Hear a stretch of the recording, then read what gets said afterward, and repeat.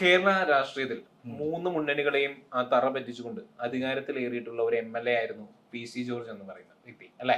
തീർച്ചയായിട്ടും. അപ്പോ അദ്ദേഹത്തിന്റെ ഒരു പിന്തുണ നമ്മൾ ആലോചിക്കേണ്ടതുണ്ട്. മൂന്ന് മുന്നണികളെയും തറ പറ്റിച്ചുകൊണ്ടാണ് നിയമസഭയിലേക്ക് കടന്നുകൂടിയിട്ടുള്ളത് അദ്ദേഹം. ഇന്ന് അദ്ദേഹം NDയുടെ ഭാഗമാണ്. അദ്ദേഹത്തിന്റെ മകൻ പാലയിൽ മത്സരിക്കുന്നു. എങ്ങനെ നോക്കിയായിരുന്നു ഷോൺ ജോർജിന്റെ ഒരു സാധ്യത? എനിക്ക് ആദ്യം അദ്ദേഹത്തിന്റെ അച്ഛനെ തന്നെ പറയുന്നതായിരിക്കും നല്ലത്. PC George. എനിക്ക് തോന്നുന്നു ഈ കേരള നിയമസഭയെ അതുപോലെ കേരളത്തിലെ ജനങ്ങളെ എല്ലാം ഭയങ്കരമായി ചിരിപ്പിച്ച ഒരു രാഷ്ട്രീയക്കാരനാണ്. പ്രത്യേകിച്ച് ചർച്ചയ്ക്കൊക്കെ വന്നിരിക്കുമ്പോൾ ശ്രദ്ധിച്ചിട്ടില്ലേ, തന്തയ്ക്ക് വിളി കുറഞ്ഞൊന്നുമില്ല. ഏതോ ഒരു ബാംഗ്ലൂർ വ്യവസായിയാണെന്നൊക്കെ പറഞ്ഞ ഒരാൾ ഫോണിൽ കൂടെ വിളിച്ചപ്പോൾ നിന്റെ തന്തയാണെന്ന് പറഞ്ഞ ഒരു പ്രകൃതമായിരുന്നു PC ജോർജിന്റെ. പക്ഷെ ആ ഗുണമൊന്നും ഈ പറയുന്ന ഷോൺ ജോർജിനില്ലെന്ന് തോന്നുന്നു. ഷോൺ ജോർജ് വേറെ ഒരു തീവ്രവാദ ശൈലിയാണ്. അച്ഛനതുണ്ട്. അച്ഛനും നല്ലോണം തീവ്രവാദം പറയും. മുസ്ലിങ്ങളെയൊക്കെ വെച്ച് കിട്ടിക്കഴിഞ്ഞാൽ, ഒരു വേദി കിട്ടിക്കഴിഞ്ഞാൽ പുള്ളി അറിഞ്ഞ് വെളുപ്പിക്കും. ലുലുമാള് സ്ഥാപിച്ചത് യൂസഫ് അലി ലുലുമാള്. അതല്ല, അയാൾക്ക് കോഴിക്കോട് കൊണ്ടുപോയി സ്ഥാപിക്കാഞ്ഞത് അവിടെയുള്ള അത് പുള്ളി പറയുന്നത് മേത്തൻ എന്നൊക്കെ പറഞ്ഞു കേട്ടോ. അങ്ങനല്ല മുസ്ലിം ഒന്നും ഇസ്ലാം ഒന്നും പറയുന്നത്. അത് അവന്മാരെ അവിടെ സഹായിക്കാൻ വേണ്ടിയാണ് ഇയാൾ ഇവിടെ കൊണ്ടത്. ഇത് എറണാകുളത്തിട്ട് ഇവിടുത്തെ അച്ചായന്മാരെ പറ്റിക്കാനാന്ന് പറഞ്ഞോളെ.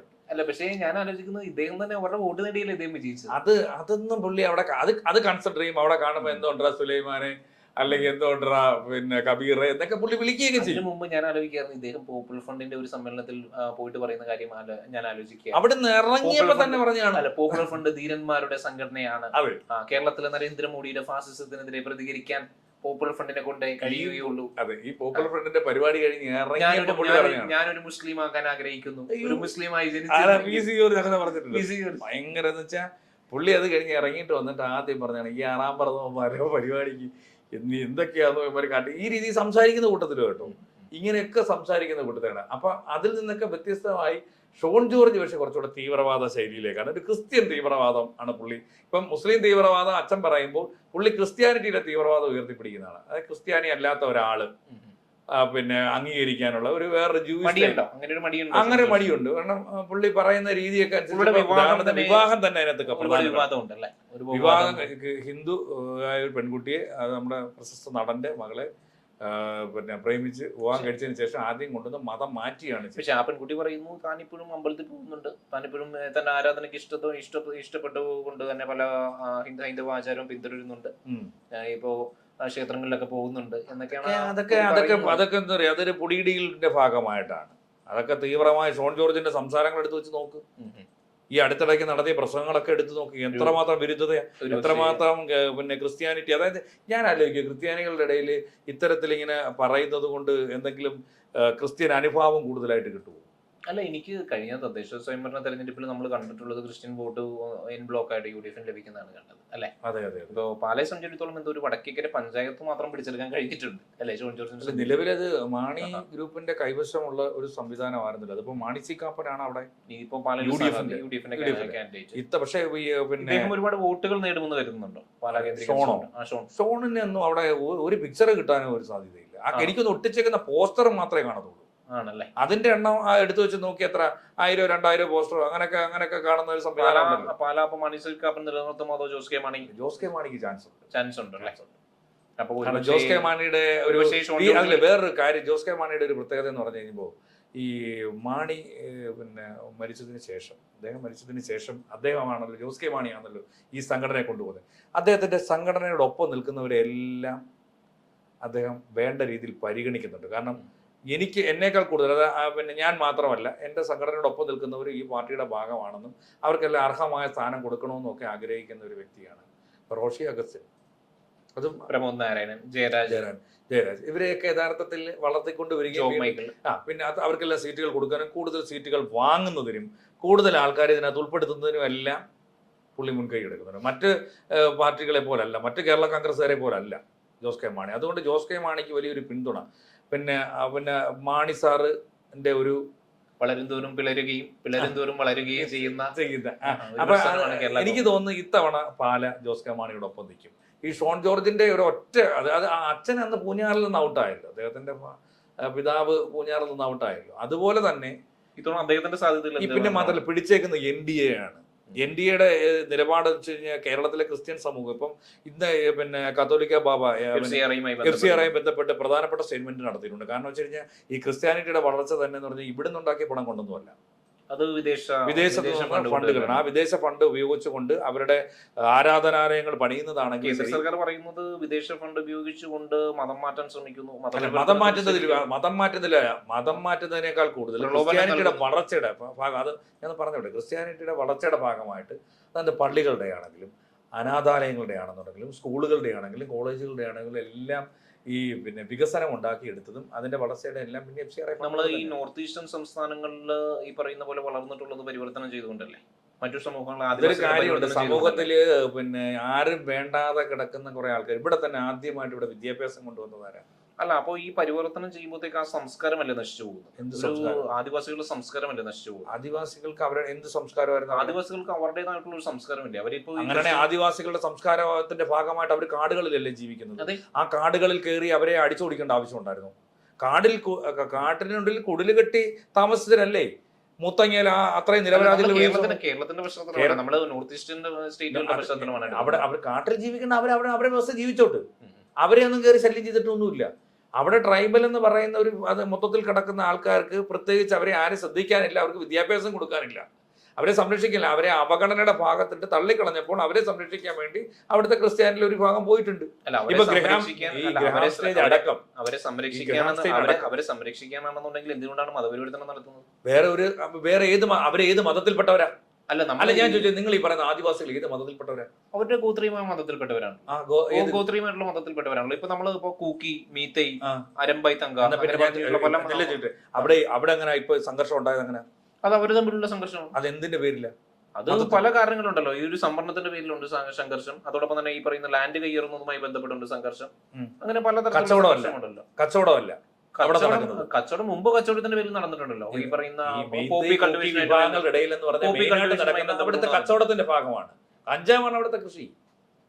അല്ല, ഞാൻ പറഞ്ഞു വരുന്നത് ഈ കേന്ദ്ര അതിന്റെ ഭാഗമായിട്ട് അതിനകത്തുണ്ടായ വിഷയം പിന്നെ അതങ്ങ് മതപരമായും വർഗീയപരമായും ഒക്കെ മതവർഗീയമായി തിരിച്ചതാണ്. ഞാൻ പറഞ്ഞു വരുന്നത് ഈ പറയുന്ന പോലെ FCRI നിയമത്തെ ഉപയോഗിച്ചുകൊണ്ട് മതപരിവർത്തനത്തിന് ശ്രമിക്കുന്നതിനെയാണ് കൂട്ടിടുന്നതെന്നാണ് കേന്ദ്ര സർക്കാർ പറയുന്നത്. അപ്പൊ ഈ ഷോൺ ജോർജിന്റെ എല്ലാം നിലപാട് എന്തായിരിക്കും അതിൽ? ഷോൺ ജോർജിന്റെ നിലപാട് അങ്ങനെ തന്നെ വേണമെന്ന്. മതം പരിവർത്തനം, ക്രിസ്ത്യാനിറ്റി ആയിട്ടുള്ള റോയൽ ക്രിസ്ത്യാനികളായിട്ട് നിന്നിരിക്കട്ടെ. ഈ അധസ്ഥിത വിഭാഗത്തിൽപ്പെട്ട ട്രൈബലോ അല്ലെങ്കിൽ പട്ടികജാതി വിഭാഗപ്പെട്ടവരെയൊക്കെ കൊണ്ടുവന്നേ വെച്ച് നാളെ കൈയടിച്ചാൻ പാട്ടും വില്ലടിച്ചാൻ പാട്ടുമായിട്ടൊന്നും ആരും ഇറങ്ങണ്ട.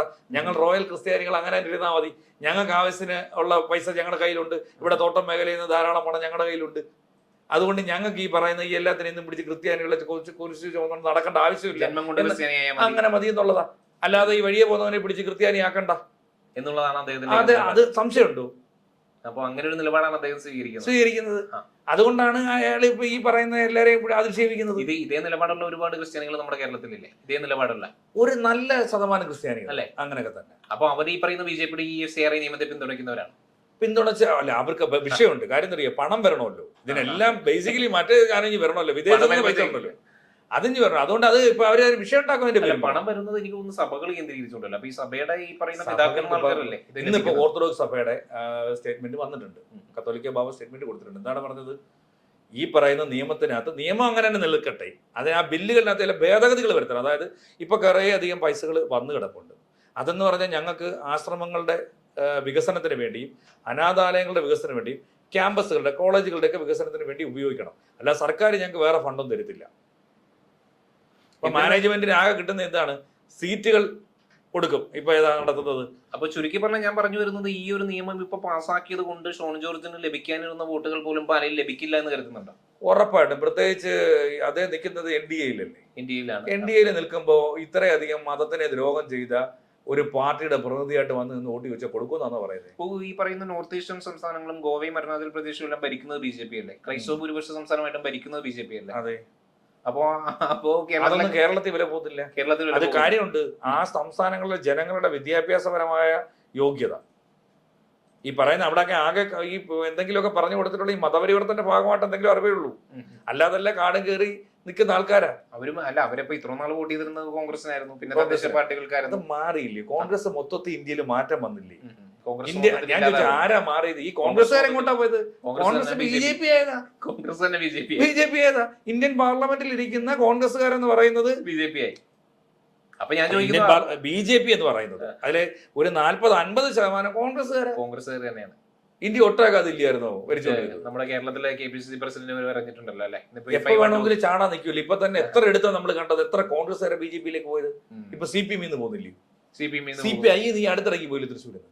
അപ്പൊ അതിനേക്കാളൊക്കെ ഭേദം ഞാൻ ഉറച്ച് BJP ആണെന്ന് പറഞ്ഞുകൊണ്ട് രംഗത്ത് ഇറങ്ങുന്നു. മാത്രമല്ല ഇനി FCR അല്ല എന്ത് എടുത്താലും ശരി ഞാൻ BJP സപ്പോർട്ട് ചെയ്യുന്നു. ഷോൺ ജോർജിന്റെ നിലപാട് ഞാൻ പ്രധാനമന്ത്രി സപ്പോർട്ട് ചെയ്യും, പ്രധാനമന്ത്രി നടപ്പിലാക്കിയ വികസനങ്ങൾ ഞാൻ ഈ രാജ്യത്ത് പറഞ്ഞു കൊടുക്കും, ഈ സംസ്ഥാനത്തിന് പറഞ്ഞു കൊടുക്കും എന്നൊക്കെ പറഞ്ഞ അവിടെ വോട്ട് ചോദിച്ചാൽ സഭകൾ കേന്ദ്രീകരിച്ചാണ്. പ്രത്യേകിച്ച് ക്രിസ്ത്യാനിറ്റി എന്ന് പറയുന്നത് ഈ സെമിറ്റിക് മതങ്ങളുടെ എല്ലാം രീതി പറഞ്ഞാൽ പള്ളി കേന്ദ്രീകരിച്ചാണ്. പക്ഷേ ഞാൻ പറഞ്ഞോട്ടെ, സെമിറ്റിക് മതങ്ങളിലെ പള്ളി കേന്ദ്രീകരിച്ചാണല്ലോ കാര്യം. അപ്പം രാവിലെ പള്ളി പോകുന്നവരുണ്ട്, പള്ളി പോകാത്തവരുണ്ട്. പള്ളി പോകാത്തവർ ഒരു പക്ഷേ ഷോൺ ജോർജിന് വോട്ട് കൊടുത്തായിരിക്കും. പക്ഷെ പള്ളി പോകുന്നവരാരും ഷോൺ ജോർജിന് വോട്ട് ചെയ്യത്തില്ല. പക്ഷെ ഞാൻ മനസ്സിലാക്കുന്ന ഒരു കാര്യം എന്ന് വെച്ച് കഴിഞ്ഞാൽ, നമുക്ക് കൺക്ലൂഷനിലേക്ക് എത്തുമ്പോൾ കഴിഞ്ഞ തദ്ദേശ സ്വയംഭരണ തെരഞ്ഞെടുപ്പിൽ BJP ഒരുപാട് അരമനകൾ കയറി ഇറങ്ങിയതാണ്. അതെന്തിനു വേണ്ടിയാണ്? അത് വോട്ട് കിട്ടാൻ വേണ്ടിയിട്ടാണ്. പക്ഷെ നമ്മൾ മനസ്സിലാക്കി ഇത്തരം കാര്യങ്ങളൊക്കെ അരമനകളെല്ലാം ദ്രോഹിക്കുന്ന നിലപാടുകൾ എടുത്തേ വെച്ച് പിന്നെ കന്യാസ്ത്രീകളെ വോട്ട് കിട്ടേ വെച്ച് പോകാൻ നാണോ ഇല്ലയോ? കേക്ക് കൊണ്ടുപോകാറുണ്ടല്ലോ, ഡൽഹിയിൽ കേക്ക് കൊണ്ടുപോകാറില്ലേ? എന്തിനാ ഖത്തറിൽ കേക്ക് കൊണ്ടുപോകാറില്ലേ? കൊണ്ടുവരുമ്പോഴത്തേക്ക് അവർ സ്വീകരിക്കാറില്ലേ? അച്ഛന്മാർ സ്വീകരിക്കാറില്ലേ? അച്ഛന്മാര് പോകുന്നറിയോ? അച്ഛന്മാർ തടയാറുണ്ടോ? ഏതെങ്കിലും ഒരു അച്ഛന്മാർ തടയാറുണ്ടോ കേക്ക് കൊണ്ടുവന്നത്? ഇല്ല, അതും തടയാൻ പറ്റില്ല. തടയാറുമില്ല. അപ്പൊ സ്വീകരിക്കും. രാജ്യത്തെ പ്രധാനമന്ത്രിയെ കാണാൻ പോകുന്നതല്ലേ. അതാണ് ഒരു വ്യത്യാസം എന്ന് പറയുന്നത്. അപ്പൊ നമ്മൾ കഴിഞ്ഞ തദ്ദേശ സ്വയംഭരണ തെരഞ്ഞെടുപ്പിൽ നമ്മൾ കണ്ട ഒരു ഫലം എന്ന് പറയുന്നത്, ക്രൈസ്തവരുടെ പുറകെ നടന്ന BJPക്കും അടിപതറുകയാണ് ചെയ്തത്. കോട്ടയത്തും അതെ, പത്തനംതിട്ടയിൽ അതെ, തൃശ്ശൂർ അതെ, തൃശ്ശൂർ കോർപ്പറേഷൻ അടക്കം നിലനിർത്താൻ പറ്റിയിട്ടില്ല. അപ്പോൾ എന്നിരുന്നാലും ഈ പറയുന്ന ഗിമ്മിക്കൾക്കപ്പുറം ഷോൺ ജോർജിന് കാര്യമായിട്ട് ഒരു പ്രകടനമൊന്നും പാലിൽ നടത്താൻ കഴിയില്ല എന്നുള്ള ജോസ് കെ മാണി വിജയിക്കും എന്നുള്ള ഒരു കൺക്ലൂഷനിലേക്ക് അല്ലെ. അതെ, പ്രത്യേകിച്ച് ഷോൺ ജോർജിന്റെ നിലപാടുകൾ കൊണ്ട് മിതവാദിയായി നിൽക്കുന്ന, പുഞ്ചിരിയോടുകൂടി നിൽക്കുന്ന ജോസ് കെ മാണിക്ക് ഈ ഷോൺ ജോർജിന്റെ പ്രകടനം കൊണ്ട് ഒരു വിജയം കിട്ടും. അപ്പൊ നമ്മൾ ഇത് പറഞ്ഞുകൊണ്ട് കൺക്ലൂഡ് ചെയ്യാം, വിദ്വേഷത്തിന്റെ വാക്കുകൾക്കും വിദ്വേഷത്തിന്റെ വിത്തുകൾക്കും നമ്മുടെ കേരളത്തിന്റെ മണ്ണിൽ സ്ഥാനമില്ല. കേരളം സമ്പൂർണ്ണമായിട്ടും മതേതരത്വത്തിന് കീഴടങ്ങിയിട്ടുള്ള ഒരു സംസ്ഥാനമാണ്. മതത്തിൽ ഉൾപ്പെട്ട മതേതരത്വത്തിന് സെലക്റ്റീവ് മതേതരത്വത്തിന് സംസ്ഥാനമാണ്. തീർച്ചയായിട്ടും.